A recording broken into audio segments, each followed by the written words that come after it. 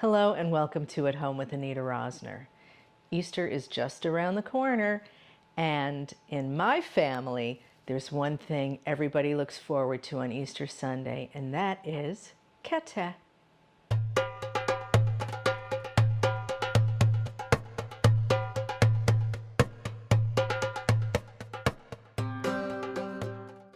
Kateh is an Armenian bread, a roll really, that I don't know about the rest of the world, but in my family we only eat it at Easter time.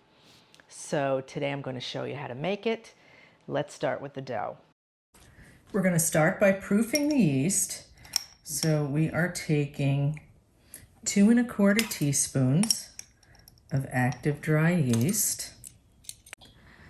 And we'll just dissolve that in 1/4 cup of warm water between 100 and 110 degrees. And we're also going to stir in 1 teaspoon of sugar because yeast loves sugar.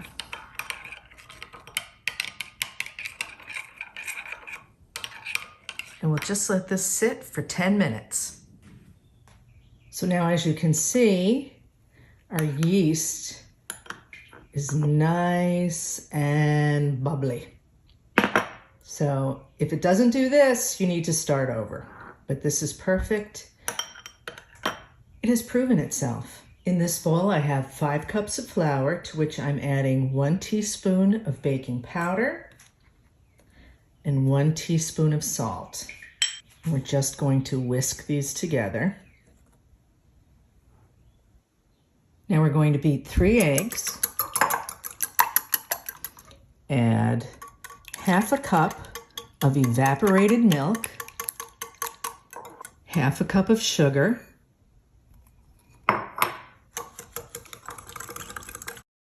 1 stick of melted butter,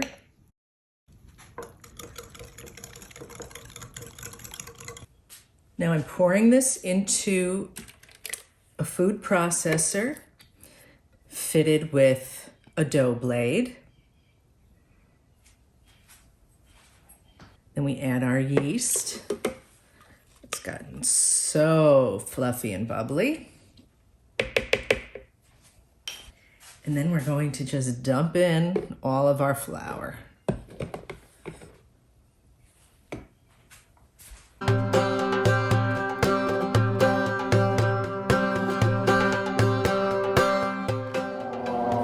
When it grabs onto the dough hook, it is ready.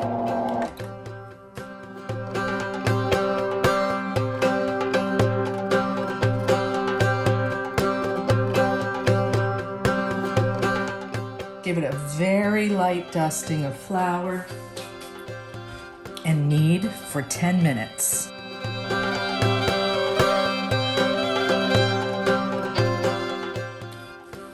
When the kneading is done, shape into a ball, place in a bowl, cover, and let it rise for 2 hours. After 2 hours, it's time for my favorite part, the punch down. Yeah. Let's see that again in slow motion.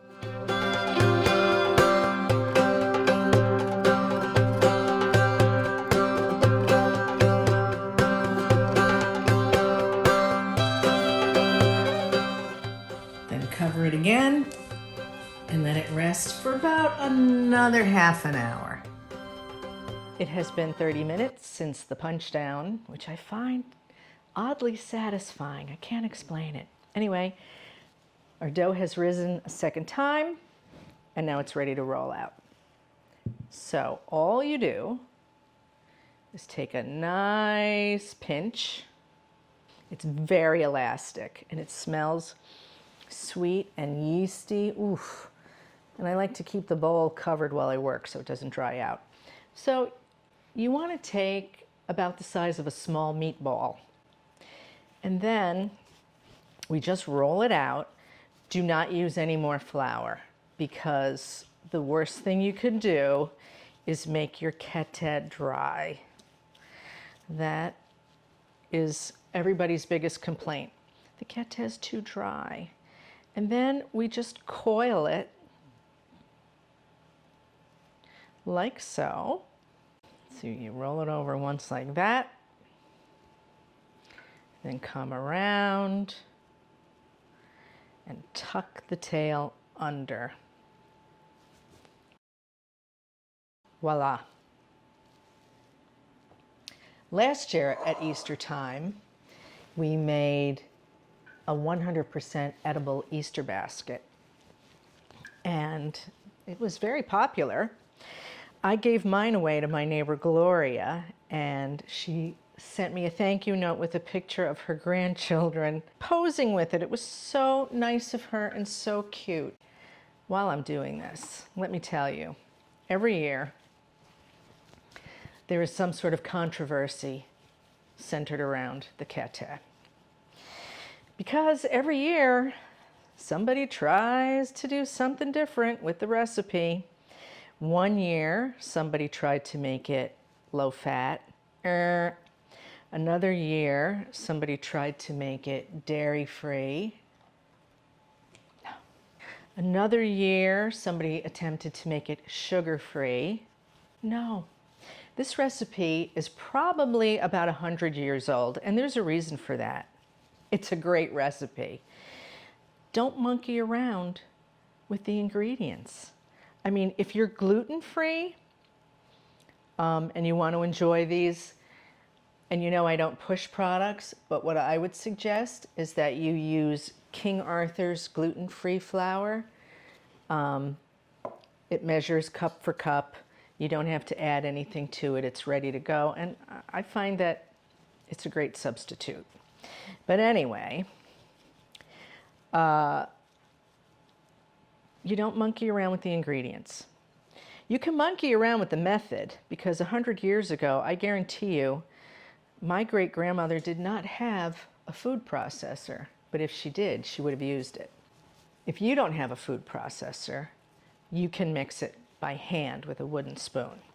And what you do is you combine all of your wet ingredients, and that includes your yeast that has been proofed, and then you gradually add the flour. And you may get to about 4.5 cups and realize that's enough flour, and you don't need to add any more, because again, you don't want this to be dry. Through trial and error and then just experience, I know that when you use the food processor, it's 5 cups of flour. You will not go wrong. The dough should be sticky. If you feel that it's dry, I would suggest that you just add a little more evaporated milk. All right, so I've got a few of these done. These are going to rise again on the baking sheet, and then when they bake, they're going to get even bigger. So you have to leave enough room on your baking sheet. There are other shapes you can make. I've seen these braided or rolled like this. I prefer this shape. Okay, we've got these rolled out. Now we're going to garnish them. I have an egg wash that is just 1 whole egg and a tablespoon. I used half and half. You can use water.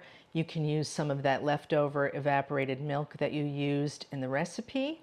And then we're going to sprinkle them with sesame seeds.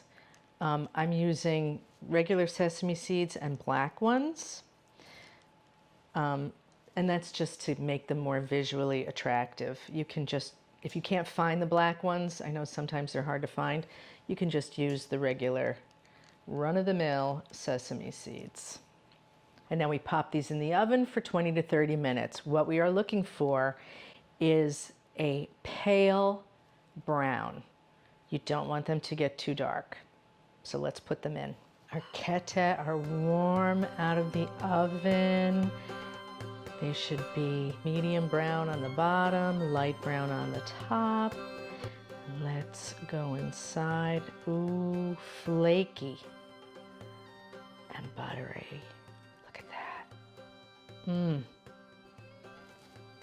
Let's have a taste. I don't think anybody's going to have anything to complain about this year. These are perfect. If you like this video, please give me a thumbs up. Become a subscriber. What are you waiting for?